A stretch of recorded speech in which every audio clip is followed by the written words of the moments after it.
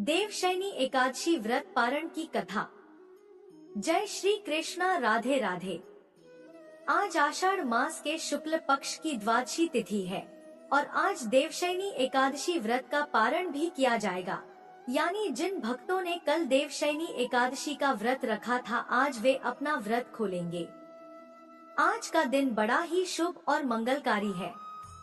एकादशी के व्रत के पारण के दिन तुलसी माता और लक्ष्मी माता की कथाओं को सुनने से ही व्रत पूर्ण माना जाता है और भक्तों की समस्त मनोकामनाएं पूर्ण होती हैं। तो जिन लोगों ने व्रत नहीं भी रखा था, उन्हें भी द्वादशी के दिन तुलसी माता की कथाओं को सुनने से धन संपत्ति और अनंत शुभ फलों की प्राप्ति होती है। तो आइए भगवान श्री लक्ष्मी नारायण जी के चरणों का ध्यान करते हुए इन कथाओं को सुनते हैं। बोलिए श्री राधे कृष्ण भगवान की जय। आइए सुनते हैं तुलसी माता की संपूर्ण कथाएं। सावरणी मुनि की पुत्री तुलसी अपूर्व सुंदरी थी। उनकी इच्छा थी कि उनका विवाह भगवान नारायण के साथ हो। इसके लिए उन्होंने नारायण पर्वत की घाटी में स्थित बद्री वन में घोर तपस्या की। दीर्घ काल तक तपस्या करने के उपरांत ब्रह्मा जी ने प्रसन्न होकर दर्शन दिया और वर मांगने को कहा। तुलसी जी ने कहा, हे सृष्टिकर्ता ब्रह्मदेव, आप अंतर्यामी हैं, सबके मन की बात जानते हैं, फिर भी मैं अपनी इच्छा आपसे बताती हूँ। मैं चाहती हूँ कि भगवान श्री नारायण मुझे पति रूप में मिले।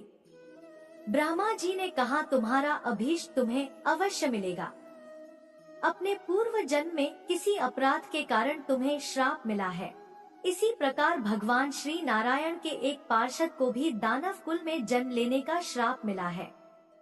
दानव कुल में जन्म लेने के बाद भी उसमें नारायण का अंश विद्यमान रहेगा। इसलिए इस जन्म में पूर्व जन्म के पाप के शमन के लिए संपूर्ण नारायण तो नहीं मिलेंगे, लेकिन नारायण के अंश से युक्त दानव कुल जन्म उस शाप ग्रस्त पार्षद से तुम्हारा विवाह होगा। शाप मुक्त होने पर भगवान श्री नारायण सदा सर्वदा के लिए तुम्हारे पति हो जाएंगे। तुलसी ने ब्रह्मा के इस वर को स्वीकार किया, क्योंकि मानव कुल में जन्म होने के कारण उस मायावी भोग को तो भोगना ही था। तुलसी बद्री वन में ही रहने लगी। नारायण का वह पार्षद दानव कुल में जलंधर के नाम से पैदा हुआ था। कुछ दिनों बाद वह भ्रमण करता हुआ बद्री वन में आया। यहाँ तुलसी को देखते ही वह उस पर मंत्र मुग्ध हो गया। तुलसी के सामने उसने अपने विवाह का प्रस्ताव रखा। इतने में ही महाब्रह्मा जी आ गए और तुलसी से कहा, तुलसी, जलंधर को देखो, कैसा देवों उसका स्वरूप है। दानव कुल में जन्म लेने के बाद भी लगता है जैसे इसके शरीर में नारायण का वास हो। तुम प्रस्ताव को सहर्ष स्वीकार कर लो। तुलसी को भी लगा कि उसकी तपस्या पूर्ण हुई, उसे इच्छित फल मिला है। जलंधर के साथ उसका गंधर्व विवाह हो गया और वह जलंधर के साथ उसके महल में पत्नी बनकर आ गई। जलंधर ने अपनी परम सुंदरी सती साध्वी पत्नी तुलसी के साथ बहुत दिनों तक राज्य किया। उसने अपने राज्य का इतना विस्तार किया कि देवलोक तक उसके अधिकार में आ गया। स्वर्ग का सुख भोगने वाले देवताओं की दशा भिखारियों जैसी हो गई। जलंधर किसी को कष्ट नहीं देता था, पर अधिकार और राज्य छिन जाने से सारे देवता मिलकर ब्रह्मा, विष्णु और शिवजी की सभा में गए तथा अपनी विपत्ति सुनाई। ब्रह्मा जी ने कहा, तुलसी परम साध्वी है, उसका विवाह जलंधर से मैंने ही कराया था। जलंधर को तब तक नहीं हराया या मारा जा सकता जब तक तुलसी को ना छला जाए। भगवान श्री हरि विष्णु जी ने कहा, जलंधर पूर्व जन्म में मेरा पार्षद था। श्राप के कारण उसे दैत्य कुल में जन्म लेना पड़ा। इस जन्म में भी मेरा अंश उसमें व्याप्त है। साथ ही तुलसी के पतिव्रत धर्म से वह अजय है। फिर देवताओं की सहमति से भगवान शिव ने जलंधर के पास संदेश भेजा कि या तो वह देवताओं को राज्य लौटा दे या फिर उनसे युद्ध करे। जलंधर भगवान शंकर के पास पहुंचा। उसने कहा, देवा आदि देव, आपके लिए देवताओं का पक्ष लेना उचित नहीं है। राज्य बढ़ाना हर राजा का कर्तव्य है। मैं किसी को दुखी नहीं कर रहा हूँ। देवताओं से कहिए कि वे मेरी प्रजा बनकर रहे। मैंने आपका कोई भी अपमान नहीं किया है। हमारा आपका युद्ध शोभा नहीं देता है। अगर आप हार गए तो बड़ी लज्जा की बात होगी। मैं हार गया तो आपकी कीर्ति बहुत अधिक नहीं बढ़ेगी। भगवान शंकर फिर हंसने लगे। वे तो सब रहस्य समझते थे। तुलसी और जलंधर के पूर्व जन्म के श्राप की अवधि लगभग पूरी हो चुकी थी। फिर शंकर जी बोले, इसमें कीर्ति और लज्जा की बात नहीं है। तुम देवों को राज्य लौटाकर उन्हें उनके पद पर प्रतिष्ठित होने दो। युद्ध से बचने का यही एक उपाय है। जलंधर ने कहा, मैंने युद्ध के बल से देवलोक जीता है। कोई उसे युद्ध के द्वारा ही वापस ले सकता है। यह मेरा अंतिम उत्तर है। अब मैं जा रहा हूँ। ऐसा कहकर जलंधर चला गया। उसने अपनी पत्नी तुलसी को सारी बातें बताई और कहा, कर्म भोग सब काल सूत्र में बंधा है। जीवन में हर्ष, शोक, भय, सुख दुख, मंगल अमंगल काल के अधीन है। हम तो केवल निमित्त हैं। संभव है भगवान शिव देवों का पक्ष लेकर मुझसे युद्ध करें। तुम चिंता मत करना, तुम्हारा सती तेज मेरी रक्षा करेगा। दूसरे दिन भगवान शंकर के नेतृत्व में देवताओं ने युद्ध छेड़ दिया। जलंधर ने भीषण बाणों की वर्षा कर उनका वेग रोका। उसके प्रहार से देवता डगमगाने लगे। उसने दानवी शक्ति का प्रयोग कर मायावी युद्ध आरंभ किया। युद्ध स्थल पर वह किसी को भी दिखाई नहीं देता था, पर उसके अस्त्र शस्त्र प्रहार कर देवों को घायल कर रहे थे। देवगण अपने अस्त्र चलाएं तो किस पर चलाएं? क्योंकि कोई शत्रु सामने था ही नहीं। कई दिनों तक इस तरह भयंकर युद्ध चला और जलंधर पराजित नहीं हुआ। तब शिव जी ने विष्णु से कहा, विष्णु कुछ तो उपाय करो, अन्यथा मेरा तो सारा यश मिट्टी में मिल जाएगा। विष्णु जी ने सोचा, बल से तो जलंधर को हराया नहीं जा सकता, इसलिए छल का सहारा लेना ही पड़ेगा।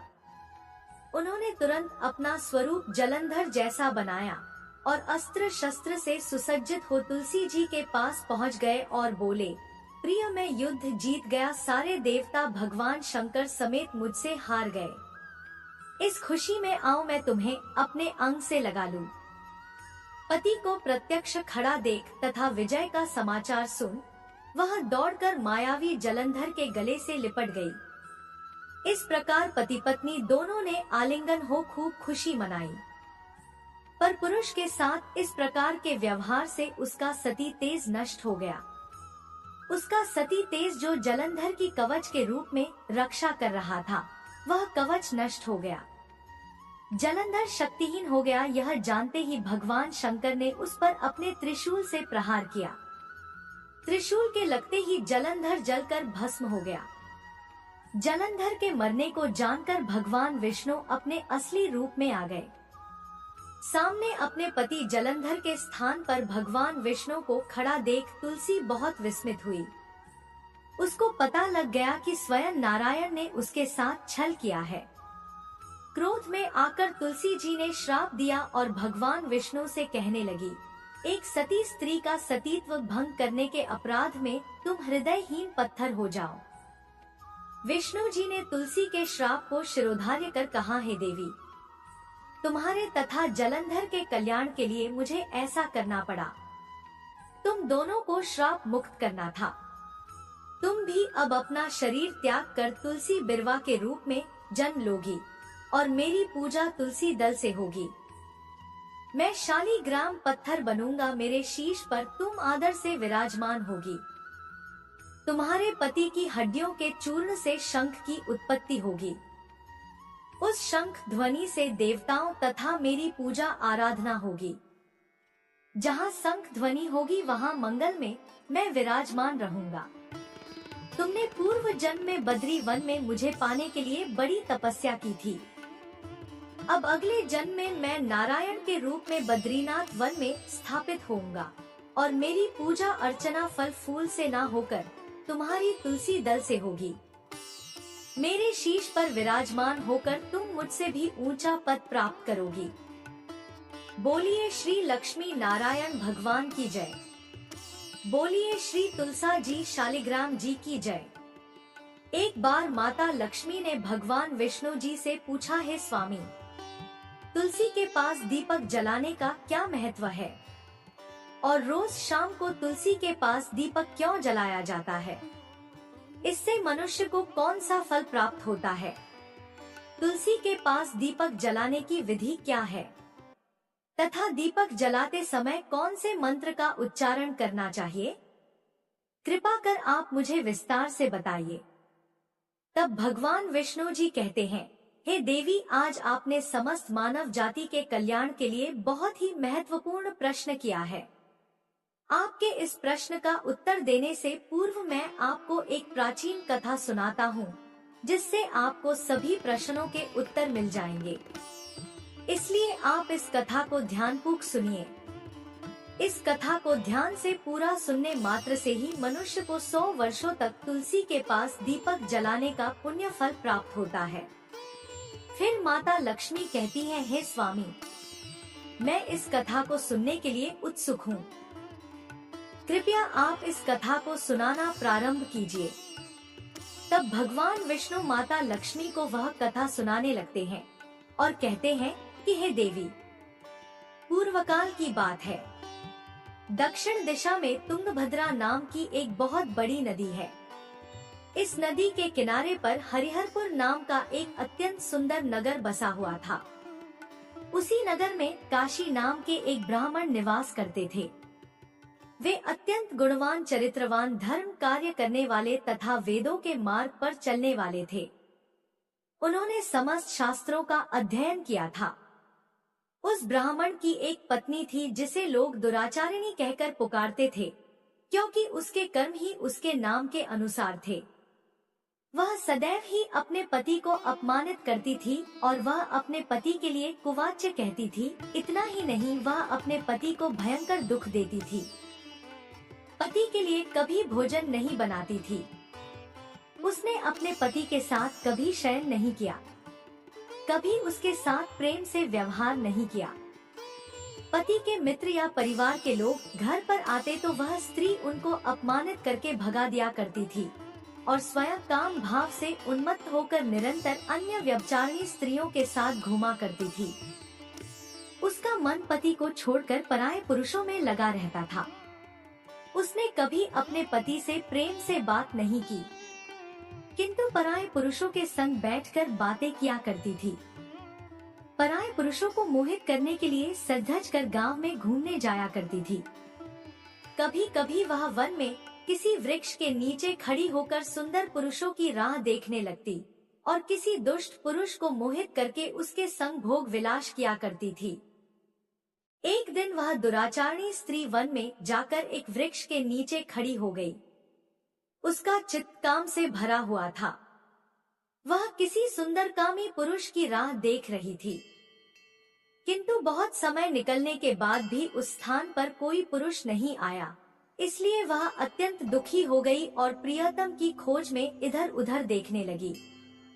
उस दिन उसका सारा परिश्रम व्यर्थ हो गया, क्योंकि उस दिन वहाँ से कोई राहगीर नहीं गुजरा। वहाँ पर खड़ी होकर वह नाना प्रकार की बातें कहकर विलाप करने लगी कि आज तो इस मार्ग में कोई भी पुरुष नहीं आया। अब मैं कैसे अपने काम वासना को शांत करूं? वह जोर जोर से विलाप करने लगी।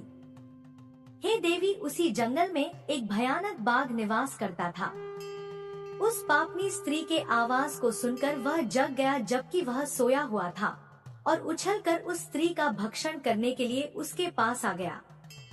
उस भयंकर बाघ को देखकर उस स्त्री के पसीने छूटने लगे और वह भय से थर थर कांपने लगी। वह स्त्री कुछ करती इतने में ही उस बाघ ने अपने पंजे से उसे घायल कर दिया और वह स्त्री धरती पर गिर पड़ी। धरती पर गिरते ही स्त्री चिल्लाते हुए बोली, अरे बाघ, तू किस लिए यहाँ पर आया है? मुझे क्यों मार रहा है? तू मुझे छोड़ दे, मेरा भक्षण करके तुम्हें क्या मिलेगा? उस स्त्री की इस अज्ञानता पूर्वक बात को सुनकर वह भयानक बाघ क्षण भर के लिए रुक गया और मनुष्य आवाज में हंसते हुए बोला, हे दुष्टा, आज विधाता ने तुझे मेरा ग्रास नियुक्त किया है। तुझ जैसे दुष्ट स्त्री का भक्षण करना ही मेरा काम है, तभी मुझे इस शरीर से मुक्ति मिलेगी। वह स्त्री कहने लगी, है बात तुम कौन हो? मुझे सच सच बताओ, तुम्हें किस कारण से बाघ की योनि में जन्म लेना पड़ा? और तुम मुझ जैसी स्त्रियों का भक्षण क्यों करते हो? पहले मुझे सारी बात बताओ और फिर मेरा भक्षण करो। फिर बाघ कहने लगा, है पापिनी, मैं तुम्हें पूर्व जन्म का वृतांत सुनाता हूँ कि किस कारण से मुझे बाघ बनना पड़ा। पूर्व काल में दक्षिण देश में एक नदी थी और उस नदी के तट पर एक नगरी बसी हुई थी। उस नगरी में मैं निवास करता था। मैं एक ब्राह्मण का पुत्र था और नदी के किनारे बैठकर यज्ञ आदि कार्य किया करता था। मैंने उस जन्म में अनेकों पापियों के लिए यज्ञ किए, उन पापियों के घर का भोजन किया। मैंने धन के लालसा में अनेक पापियों के लिए कार्य भी किए। जिन वस्तुओं का दान ब्राह्मणों को नहीं लेना चाहिए, उन वस्तुओं का दान भी मैं ग्रहण किया करता और दूसरों से धन लेता था, लेकिन कभी वापस नहीं करता था।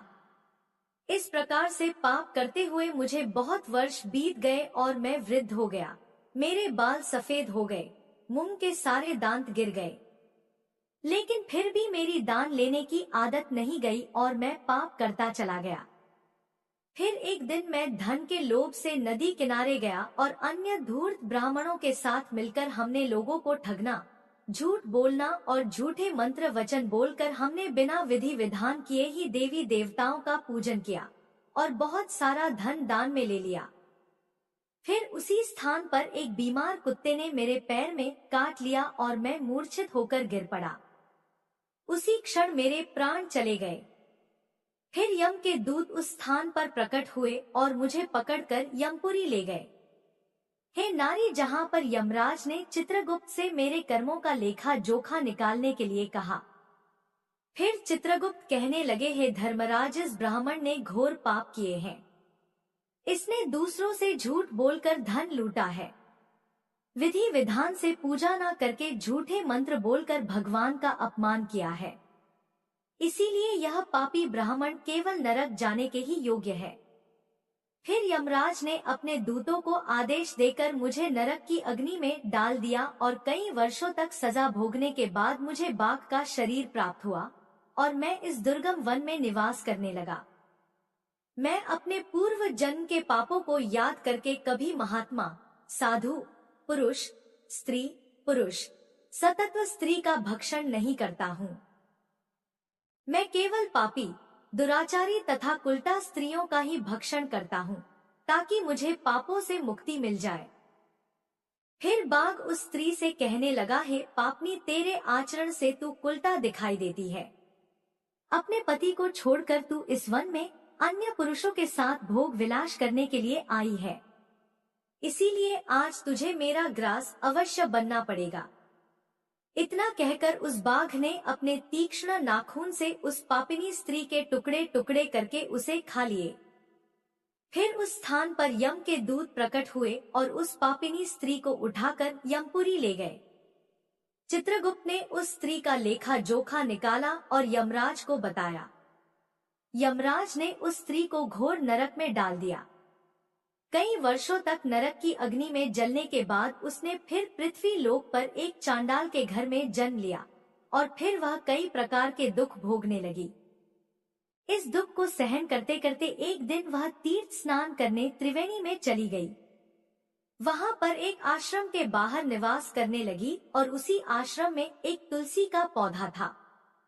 अन्य स्त्रियों को वहां पर तुलसी के पास दीपक जलाते हुए देखकर उस पापिनी स्त्री ने भी वही किया।